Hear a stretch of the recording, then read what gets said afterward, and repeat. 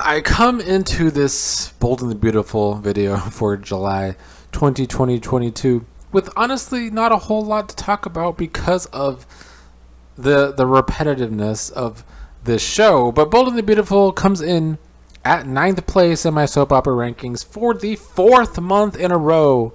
I came so close to putting Bold and the Beautiful in 9th place. I came so close to putting The Bold and the Beautiful in last place because of the way nothing ever seems to matter on this show. But the one and only thing that Bold has going for it, in my opinion, is that it moves, Emmerdale, so boring. It's in last place this month. And General Hospital moves so damn slow that it seems like it goes in circles and nothing ever happens. And Bold and the Beautiful might get repetitive some days, some weeks, but shit does happen at least, and sometimes I like the over-the-top ridiculousness of the show.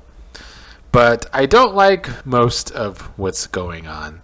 Some people, a lot of people, the fans of Carter and Quinn are going to disagree with me, but they've lost any momentum that I gave a shit about the two of them.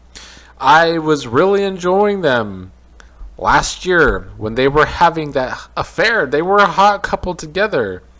But now, because of the way that the story was written, all of the characters in that have been hurt by the writing, in my opinion.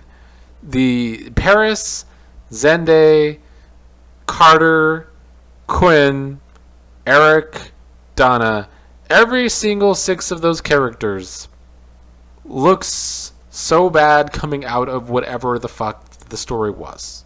It was a mess, a sloppily written story. Like Paris just leaving Zende for Carter so quickly, and then Zende, after that gets blown up at the wedding, Zende's just, I'll take it back. Like, what is the writing there? What are you doing to the two characters with Zende and Paris? They both come out of this looking bad. Eric never gets enough blowback for always being a cheater, but when women cheat on him, it's like the end of the world to the Forrester family. But Eric does this kind of shit all the time. But nothing ever happens to him. So it's hard for me to care about Eric and Donna, even though I like them as a couple, but the story was written badly. And then Carter and Quinn, also written badly. Quinn doesn't blow up on Eric like she should have after all of the stink that was given to her affair with Carter. She's pretty easy on Eric. She's still kind of hard on Donna. And then Carter, probably the worst of everybody in the story. Carter is always just messing with people's relationships, messing with women's minds, coming out of this. Carter looks terrible. So none of these 6 are rootable to me, so I don't really care about where any of their stories go anytime soon because of how poorly this all was written with this carousel of all of them going back and forth. The Sheila and Finn stuff got so repetitive that it became fast forward material most days. I will say, Tanner Novlin, I think that's his name, the actor that plays Finn. His anger, the way he's played anger, even though some of it's over the top, and them comparing some of his voices to Batman was pretty funny. I've enjoyed some of his acting with these scenes with Sheila. He's been bringing it. It's over the top a lot, yes. But I do enjoy the acting in this storyline, even though it's over the top. Sheila kind of being the Kathy Bates character works for me because, it's Sheila. And the whole dynamic between Sheila telling Finn that Lee's actually the one that saved him, and Sheila not enjoying the fact that he keeps referring to Lee as his mother. It's bringing out more of the psycho in Sheila, and Finn. Finn's a good character for this show because there's really nothing else like him on this show. We see in that carousel of everybody being terrible people in relationships that Finn is kind of the only guy on this show written to be a stand-up guy that kind of actually has a little bit of hero qualities if they continue to push him in that direction. Before he was kind of just a solid guy who was kind of boring, but just a nice dude. But now they could actually make him more hero-like, and I think that would be good for his character.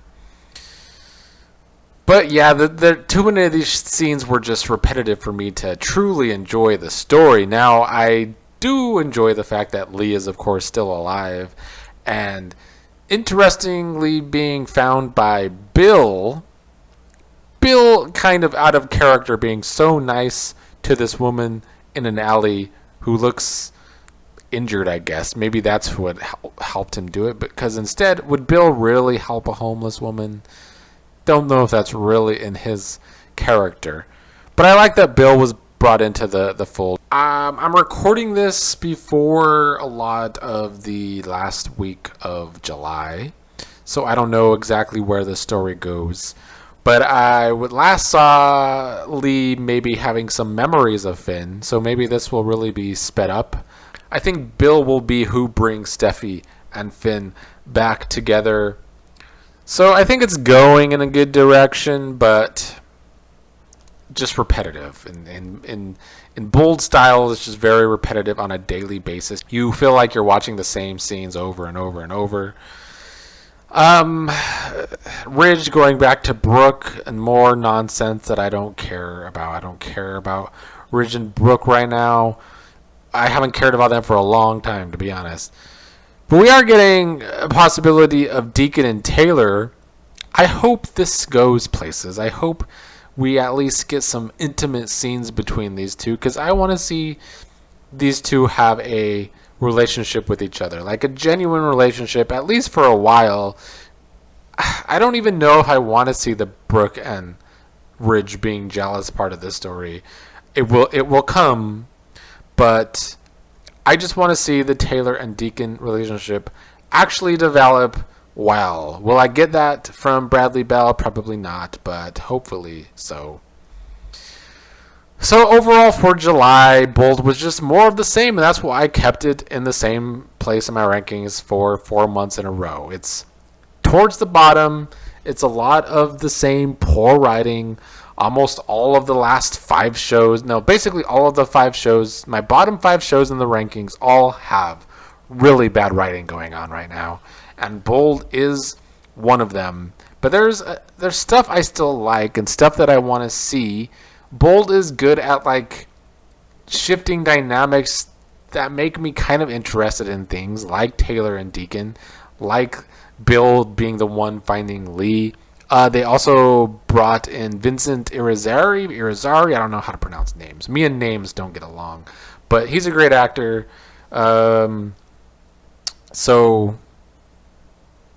And he's been around forever, from Guiding Light way back in the 80s, and then, of course, All My Children and Days. And now on Bold, he's a doctor working on Lee, so I don't know if they're going to pair him with Lee or pair Bill and Lee. I hope there's a pairing for Lee, honestly, because I do like the character a lot. And I honestly hope there's a way to keep Sheila around and they don't go too far. She's probably going to have to go back to prison, but she brings excitement to the show, even though the writing makes her scenes repetitive. Anyway, July Bold stays the same spot in my rankings, 9th place.